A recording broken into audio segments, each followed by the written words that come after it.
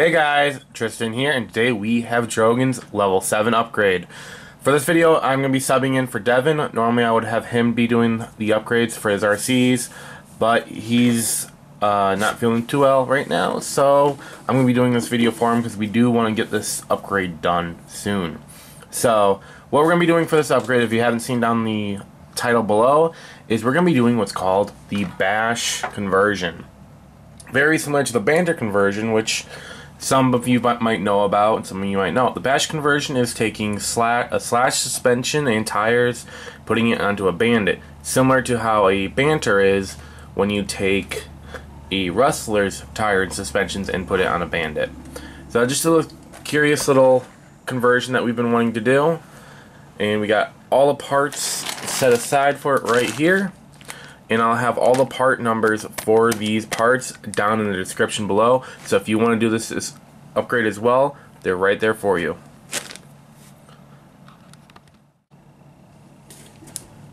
I'm going to go ahead and remove the front suspension. It's going to be held on with 5 screws. 2 on top and 3 on bottom. To fully remove the front suspension from the RC, we're going to need to unscrew the 5.5mm nut that holds the toe link to the turnbuckles. To get to the 2 kingpins, I'm going to need to remove the front bumper, and it's going to be held on with 2 screws. Now, since I'm going to be replacing the entire suspension on this RC, I only need a few parts from the suspension to continue on. All I'm going to need is a bulkhead, shocks, and shock tower. So I can easily just pull those parts off and not have to worry about anything. To do that, I'm going to be removing 6 screws, the 2 kingpins that go through the bulkhead, the 2 screws that hold the shocks to the A-arms, as well as the 2 screws that hold the camber links in place. Now that we have the parts we need, we can start putting the new suspension together, starting with the A-arms. Just going to need to slide them right onto the bulkhead, screwing in the 1 kingpin. Then we can slide the shock tower into this little groove of the A-arm, screwing down a single screw that holds that into place.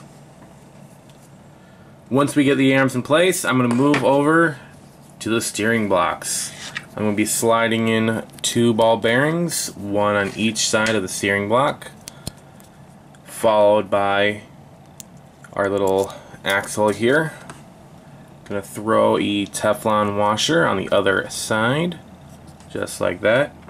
And then we're gonna take our new hex hubs, which I put pins inside of. Get that out of there. I'm gonna slide it through the hole of the axle, just like that. Then we can snap on the new hex hub. There we go. That there. I'm going to take our steering block and slide it into the caster. I'm going to screw in the kingpin right there, as well as a screw that goes straight through this way, and a screw that goes straight this way. With all this assembled, we can now just slide it on to the end of the A-arm, screwing in the 1 kingpin that holds it on. Now we can go ahead and put on our toe and camber links. Starting with our toe link, as you guys can see, both ends are identical, so we're just going to take the mushroomed end, which looks like this, so that the hollow ball doesn't pop out. I'm going to slide it right onto the screw of the steering block, screwing down a 5.5mm nut. Then we're going to take our camber link, which has 2 different ends, this kind of hollow ball and this kind.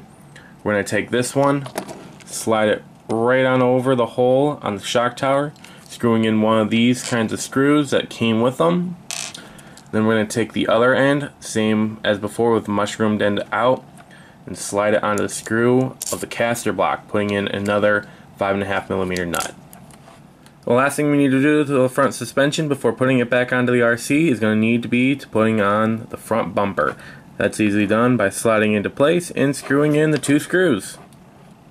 Before we reattach the front suspension to the chassis, we need to take both toe links, slide them onto the screw of the turnbuckles, and put down the 7mm nut that holds them in place.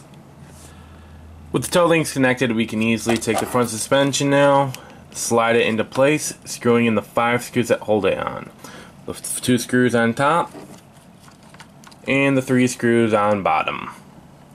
Before I move to the back, I'm going to quickly swap out the standard springs that came on these shocks with a stronger set. Unfortunately, the only set I have left that's a Traxxas set, which are the red ones. So they're gonna have a little different appearance. They're pretty much the same shock, just slightly stronger, so it's gonna help with the suspension a little bit more. And all you gotta do, unscrew the screw that holds there, pop off the retainer, slide it off, and put the new one on. And just like that, I have a slightly stronger spring in the front. Eventually I'll have a different brand up here, but for now these will do. The rear suspension is going to require a little bit more work to take apart. I'm going to start by disconnecting the motor from the ESC. That's easily done by pulling the connectors apart and feeding it out the shock tower. Now I can go ahead and unscrew the shock tower at the base with the 4 screws. There's 2 right there and 2 right there. With the shock tower up, I'm going to go ahead and remove the shocks and the camber links from the shock tower. That's going to be easily done by removing 4 screws. 1 for each of the shocks and 1 for each of the camber links. Now, because of the way this RC was put together, I'm going to need to remove the 6 screws that hold the transmission to the chassis. Now we should be able to pull the transmission right on up. We should be able to now get to all 6 screws that we need to remove, being the 2 grub screws that hold the drive shafts onto the transmission, the 2 kingpins that hold the A-arms to the transmission, as well as the 2 screws that hold the shocks into place on the A-arms. So the reason why I took the shock completely off the RC is because we actually need to go in there and remove the shock shaft. The Slash shock shaft is a little bit longer than that of the Bandit shock shaft, so we need to pull it out and put in the new one. That's going to be easily done by popping the retainer off, sliding the spring and the retainers out. We're going to need to unscrew the shock cap. If it's on too tight, you can easily just grab something. There we go. Hide you to the camera. Just ignore that. Unscrew it all the way, just like that. Bring over a glass, empty it out.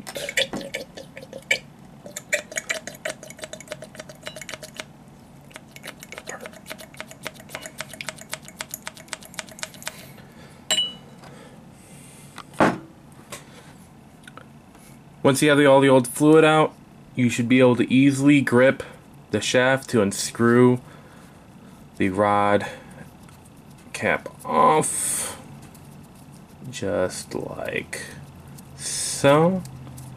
There we go.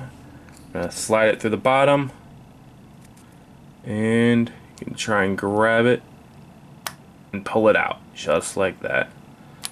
Now you guys can see a quick comparison shows that it is much longer. So now I'm going to grab a flathead screwdriver. Going to get up in there into one of these little openings of the E-clips, and we're just going to need to try and pry them out. There we go. We should be able to now just pop it off by hand. Now that most of the work is already done. There we go. Now I got it. Pop the E-clip off, pull the piston head off, and then there's another little E-clip which comes off the exact same way, just like that. Now we can take our new shock shaft where, there it is. We're going to take one of the E-clips again, pop that into place.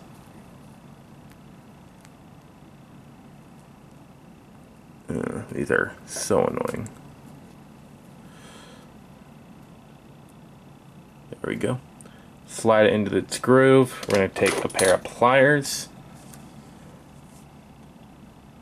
and we're going to pop it into place. There we go. Now that's in place. We can go ahead and just double check, making sure it's all the way in. There we go. Take the piston head, slide that back on, followed by the other E-clip. Putting that into place. Coming at it again with our pliers. And then sliding it back into the body all the way out.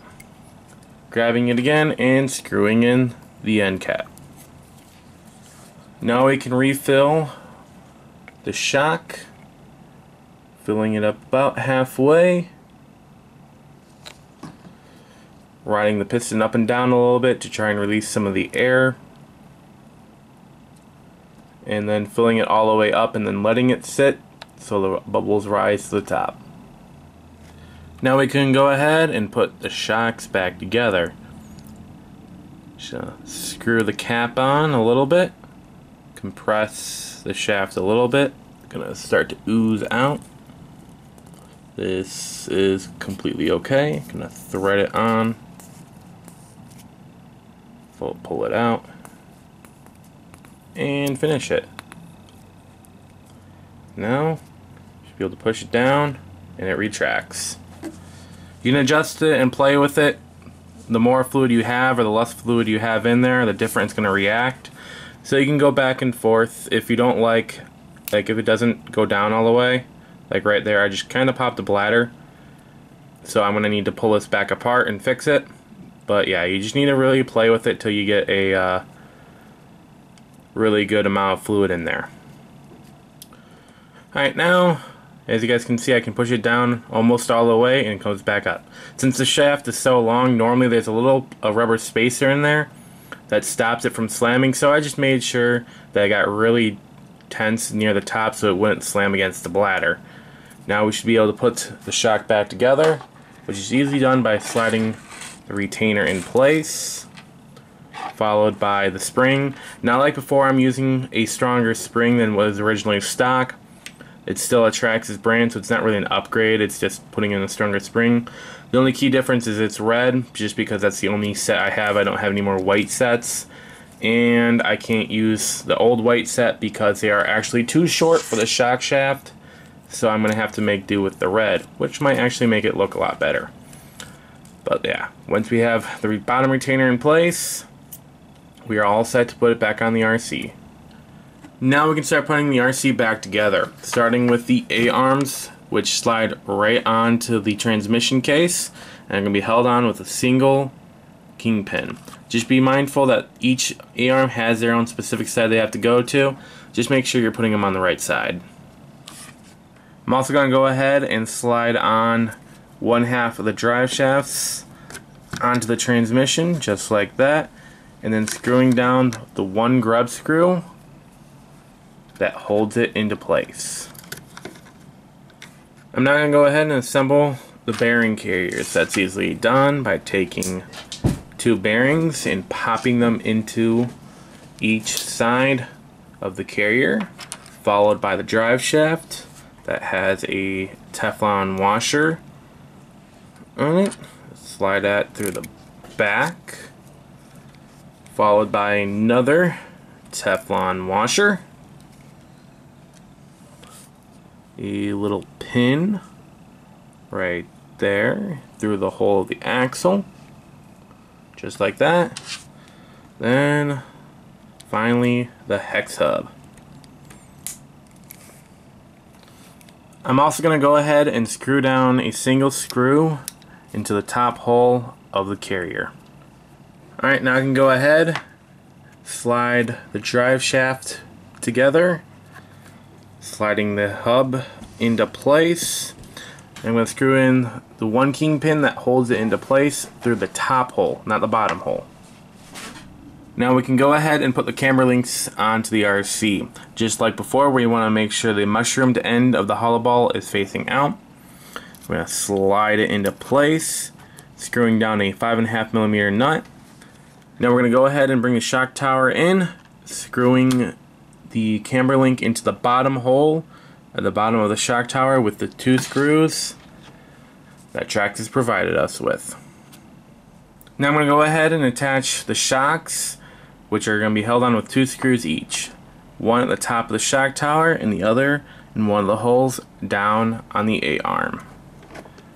With the new suspension fully assembled, we can now pop the transmission back onto the chassis, making sure the wires don't get caught. Just going to connect it, pop it into place, flip it over, and screwing in the 6 screws that hold it into place. Now we can go ahead and screw down the shock tower. It's going to be held on with 4 screws, 2 in front and then 2 in back. And now the last thing that we need to do is roll the new tires into place, sliding them onto the axles and screwing down the 7mm wheel nut that holds them in place. Then I'm going to go around with my camber tool, make sure the camber is all set properly, and then we are done.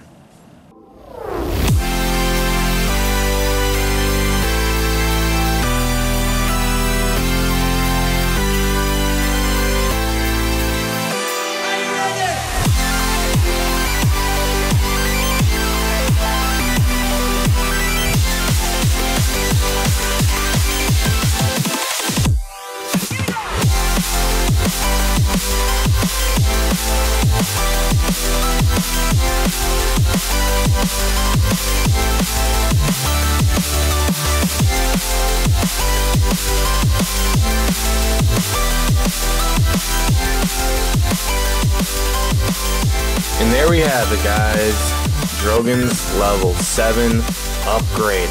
I gotta say, he is looking good. I really do like the look with the slash tires, with the bandit body and size, along with that giant fin we have. He just looks sick. I really do like the more off-road look that he gets with this. Definitely a lot more aggressive and definitely the look that we were going for. I hope you guys enjoyed this video, and I'll see you all next time.